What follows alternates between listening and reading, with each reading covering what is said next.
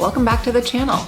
We're here doing a new video trying to figure out how we as parents can get ourselves fired. If you're new to this channel, my name's Christine, I'm a pediatrician, and I am here to try to provide support and tips and information for parents who are trying to raise children with dyslexia and other learning disabilities. If you think you'd like to see more videos on that, then be sure to subscribe below and click on the bell so you can find out when new videos are coming out. But for now, let's get started on how we can get ourselves fired. So, I have always been a backwards planner. I like to look at the goal in the future and then work backwards thinking about the steps that I need to get there. And when it comes to advocating for our children, we need to think about how are we going to transfer that power to them slowly over time as they're ready so that when they're teens and young adults, they're able to advocate for themselves. So let's walk through the roadmap real quick.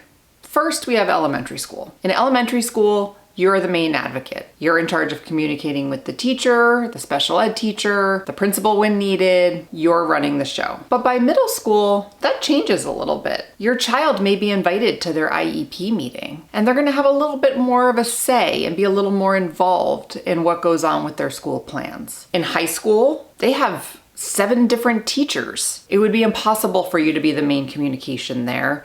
And by the teenage years, your teens should be taking a larger role in communication and advocacy. And then at the end, of course, college, job, we want them to be able to do it themselves. So what are some of the little steps you could take along the way to help with this transfer of power? So as you're moving into middle school, if some communication needs to happen with a teacher, maybe you encourage your child to write the email rather than you writing it yourself. Of course you're gonna coach them. They don't know how to write emails, but it's gonna get them started. By high school, maybe if they need to ask a teacher for some extra time or an extended deadline, they're gonna write the email, but you're just gonna check it before they send it.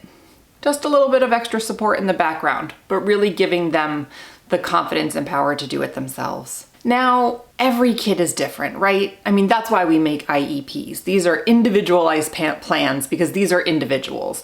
And not every kid is going to be ready at the same stage.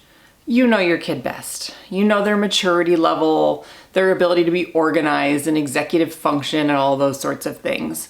So you'll map it out what works best for your child. But the most important thing is that you have a map and you have a plan. I know it's heartbreaking to think about. Someday, our kids should not need us, and it is so important that we get ourselves fired. Thanks for stopping by my channel. If you found this video helpful, please be sure to click the thumbs up and share it with any other parents you think might find it helpful.